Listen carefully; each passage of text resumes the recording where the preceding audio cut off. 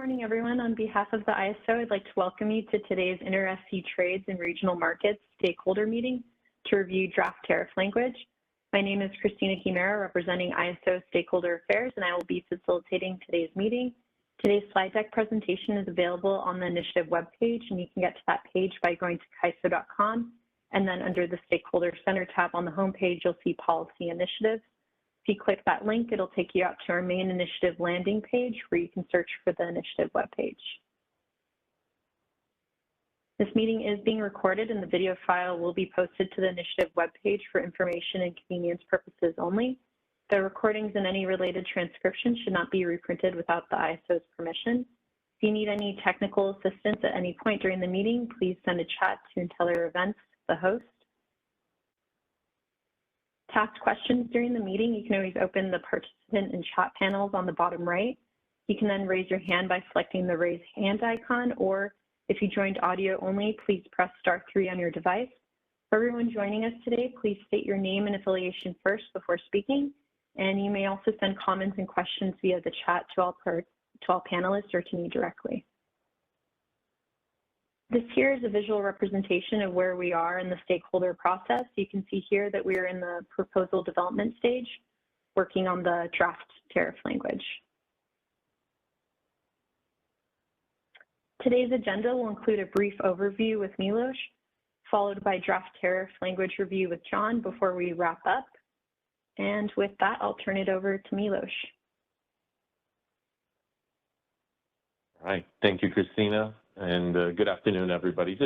We have just one slide here to set some of the policy context to orient folks that maybe have not been following the effort here before we jump into the draft tariff language. But in August, we launched the Inter-SC Trades in Regional Markets initiative to evaluate expansion of the Inter-SC Trade functionality to the EIM and EDAM balancing areas.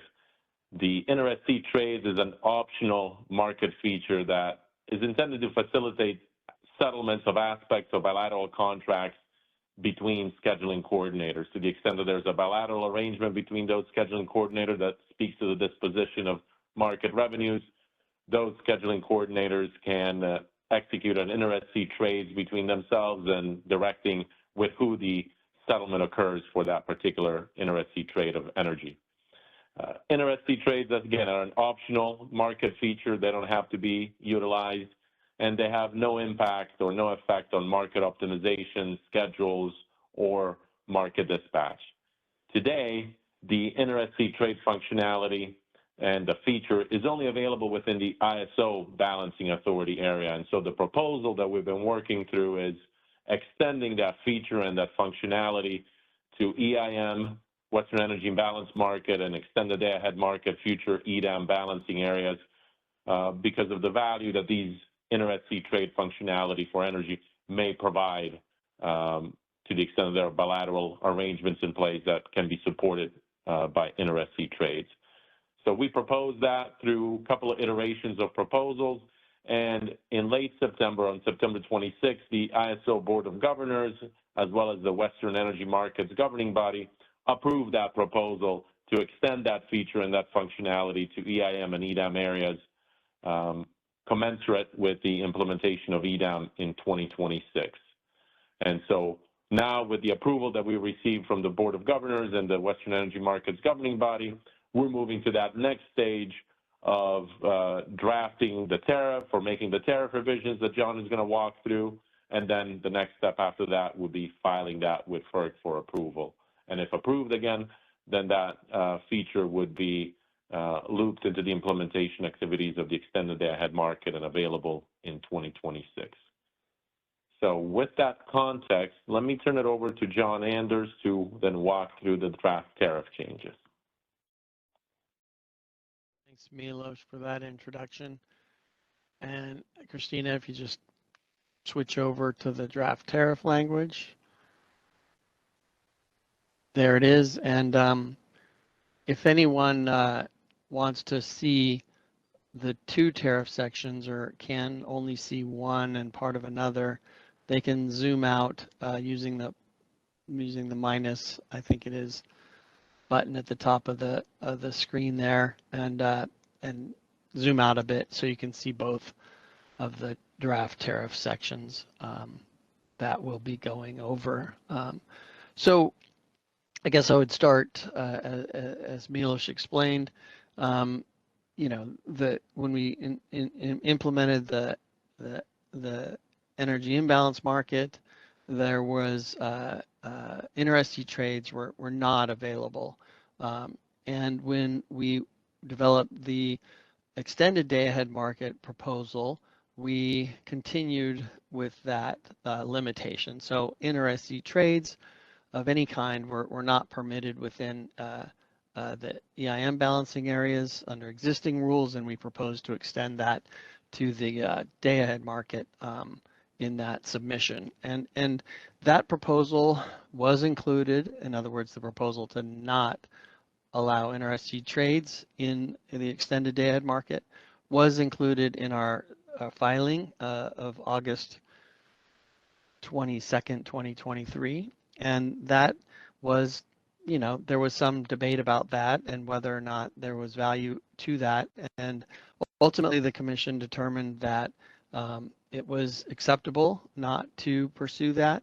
And we have since heard further feedback that and undertaken the effort Milos described to implement this. So what you're looking at here is an existing tariff section 29.28, which is in effect and applicable to the WEIM. And then you're looking at an accepted but not in effect tariff provision 33.28. In other words, it will not be in effect until EDAM is implemented, currently targeted for May 1, 2026. So that provision, we're basically going to be amending a pending section of the tariff. And so if this were accepted by the commission, then we would make that adjustment, and this would be the language that would be in effect on May 1, 2026, as well as the changes to section 29.28, because we want this extension of these features to be coincident. In other words, it's not going to occur sooner in the EIM and later in the EDAM. It's going to occur at the same time with the implementation of the extended day-ahead market. In any event, as Milos also explained, the policy approved by the board was to extend inter-SC trades for energy to EIM and EDAM balancing areas. We did post draft tariff language before the board meeting, and we received one comment, I believe, through that process. And that comment is actually reflected here by the additional red line shaded in blue. And the comment was that we should be more specific, that it is only inter-SC trades of energy that are being extended to the WEIM and EDAM balancing areas. So we have made that adjustment. In our view, it's not necessary to exclude things that are not expressly, permitted. But in this instance, it's not really a concern. So we'll clarify it as we have here.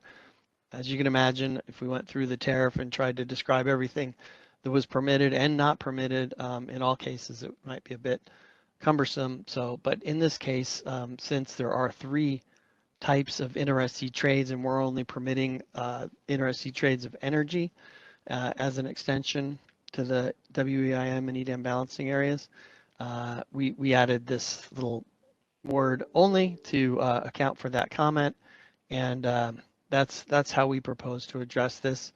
There's of course other ways it could be done. You could add a whole nother sentence excluding them more prescriptively, but we think that this accomplishes the objective of narrowing this down and making it more clear that it's only inter-SC trades of energy that are being extended by these proposals. So I think with that, this is it. These are just the 2 sections of the tariff that need to be amended, and it's sort of parallel construction, so should be pretty straightforward. And that's what we're proposing here, is just a mirror of the two sections with the permission for inter-SC trades of energy. And I think with that, I will just go ahead and open it up, see if we have any follow-up questions, and we'll go from there. I'm not currently seeing any hands raised or any comments in the chat. Just a reminder to everyone, you can always send questions in via chat if you're having issues with the raise hand icon. So yeah, not currently seeing any hands raised. Well, okay. Like I said, it's certainly straightforward tariff language and a relatively straightforward proposal to implement. As far as next steps in the tariff submission goes, we are moving forward, and we are prepared and are targeting filing of these tariff changes on October 15. So next Tuesday, be submitting these proposed tariff changes to FERC under a standard, timeline for receiving acceptance, and then we will be requesting an effective date concurrent with the implementation of the extended day-ahead market, so May 1, 2026. We also, as our standard, will request the discretion to adjust that date and notify the commission of the actual implementation date within 5 business days after the actual date has passed. So we'll be tracking all of this as part of the EDAM implementation, assuming we get FERC acceptance of the changes, and then be monitoring and managing it all through our I guess it's our release planning and all of that through the extended day ahead market project. So with that, I think we're done. I'll double check one more time, see if there's anything out there that came in, and otherwise I'll just pass it back to Christina. Thanks, John. Yeah, not seeing any questions coming in, so we'll switch back.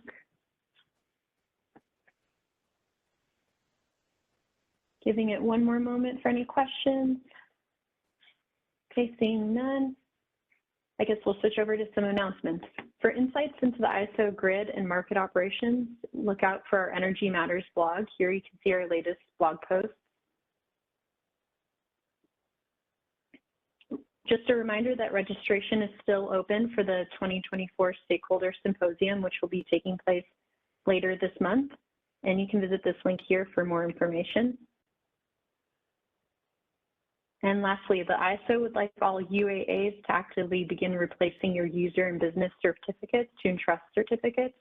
And the due date for this is end of the month. So with that, I'd like to thank you all for joining today's discussion. As a reminder, this meeting was recorded for informational and convenience purposes only, and the video file will be posted on the initiative webpage. Thank you so much, and we hope you all have a wonderful rest of your day. Oh, before we end here, I do see one hand raised. Let's see. Could we unmute Ken, please? Or it looks like Ken typed in a question. Yeah, sorry, I'll finish the question verbally because I was frantically searching for my hand to raise. Will the trade of energy carry with it any of the allocation obligations associated with that energy? For instance, anything that is allocated to metered or measured demand, would it then become the responsibility of the seller or buyer, depending on how you look at it, of that inter-SC trade, or does it stay at home with the load?